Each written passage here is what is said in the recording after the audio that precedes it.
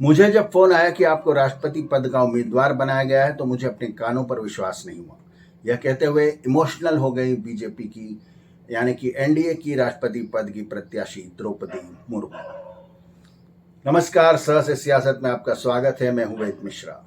आज हम बात कर रहे हैं राष्ट्रपति चुनाव में एनडीए के कैंडिडेट द्रौपदी मुर्मू की। द्रौपदी मुर्मू कौन है और अचानक से इन्हें राष्ट्रपति पद के योग्य क्यों समझ लिया गया?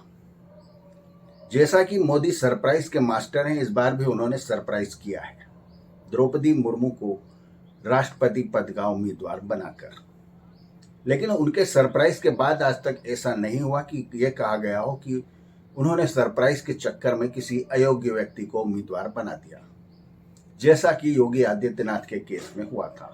वो सरप्राइज भी थे और योग्य भी। द्रौपदी मुर्मू उड़ीसा के राय मयूरभंज जिले की संथाल जनजाति से आती है। ये संथाल जनजाति बेहद गरीबी के दलदल में रहती है। द्रौपदी मुर्मू ने स्वयं अपनी मेहनत से शिक्षा ग्रहण की और लड़कियों की शिक्षा के लिए बेहद काम किया। उन्होंने बीजेपी जब ज्वाइन की तो वे बीजू जनता दल की सरकार में कई बार मंत्री भी रही, क्योंकि बीजू जनता दल से बीजेपी का गठबंधन रहा है। उसके बाद वे विभिन्न पदों पर संगठन में भी रहीं और भाजपा ने उन्हें झारखंड का राज्यपाल बनाया। झारखंड की भी वे पहली महिला और पहली राज्यपाल आदिवासी रही हैं। आश्चर्य की बात है कि देश में इतने राज्य हैं जहां आदिवासी अच्छी खासी बड़ी संख्या में हैं, लेकिन राष्ट्रपति पद का उम्मीदवार के योग्य आज तक किसी आदिवासी को नहीं समझा गया। वे बड़े बड़े दल जो दिन रात 70 सालों से आदिवासियों के भले की या उनको लॉलीपॉप देने की या उनके उत्थान की बड़ी बड़ी बातें किया करते थे, द्रौपदी मुर्मू का विरोध किस मुंह से करेंगे, यह देखने वाली बात होगी।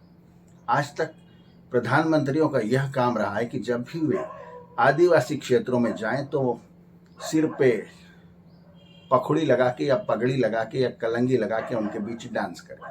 इससे ज्यादा महत्व आदिवासियों को आज तक किसी प्रधानमंत्री ने नहीं दिया है। प्रधानमंत्री मोदी को 2 बार राष्ट्रपति बनाने का मौका मिला और दोनों बार उन्होंने देखे किसे चुना है। पहली बार उन्हें जब मौका मिला तो उन्होंने चुना रामनाथ कोविंद को, जो कि दलित समाज से आते हैं और देश भर में दलितों को उन्होंने ये संदेश दिया कि बीजेपी में कोई भी व्यक्ति कार्यकर्ता से शीर्ष पद तक पहुंच सकता है। और यही संदेश द्रौपदी मुर्मू के केस में भी दिया गया है। अब विपक्ष के उम्मीदवार पर नजर डाली जाए तो यशवंत सिन्हा है। यशवंत सिन्हा को सब लोग जानते हैं कि वे पार्टी दर दर भटक कर जब उन्हें कहीं जगह न मिली तो वे तृणमूल कांग्रेस में आए और शायद वे पहले राष्ट्रपति पद के ऐसे उम्मीदवार होंगे जो गालियां बकते हुए ट्विटर पर पाए गए। जब वे राष्ट्रपति पद के उम्मीदवार घोषित हुए तो उन्हें आनन फानन में ट्विटर से वे ट्वीट हटा दिए। यशवंत सिन्हा शुरू में चंद्रशेखर के जमाने में राजनीति में आए थे और धीरे धीरे वे बीजेपी में आए और बीजेपी में अप्रासंगिक होने के बाद काफी दिन उन्होंने ये सोचा कि मुझे शहीद का दर्जा प्राप्त हो जाए, यानी कि बीजेपी मुझे निकाल दे, पर बीजेपी ने उन्हें निकाला नहीं और अंततः वे खुद पार्टी छोड़कर चले गए। तो दोनों प्रत्याशियों में मैसेज क्लियर कट और साफ है कि प्रधानमंत्री मोदी का राष्ट्रपति चुनने के पीछे एक विजन है, जबकि विपक्ष के पास कोई भी इस तरह की दृष्टि नहीं है। ये बात तो निश्चित है कि द्रौपदी मुर्मू का राष्ट्रपति बनना तय है, लेकिन सबसे अहम बात यह होगी कि वे सबसे युवा और पहली आदिवासी महिला होंगी जो राष्ट्रपति पद तक पहुंचेंगी। सह से सियासत में इतना ही। वीडियो देखने का बहुत शुक्रिया। अगले किसी मुद्दे पर फिर मुलाकात होगी, तब तक के लिए नमस्ते। चैनल को सब्सक्राइब करें और बेल आइकन को दबाना न भूलें, ताकि जब भी नया वीडियो अपलोड हो तो आपको उसकी सूचना तुरंत मिल जाए। तो मिलते हैं अगले अंक में। थैंक यू, धन्यवाद, नमस्ते।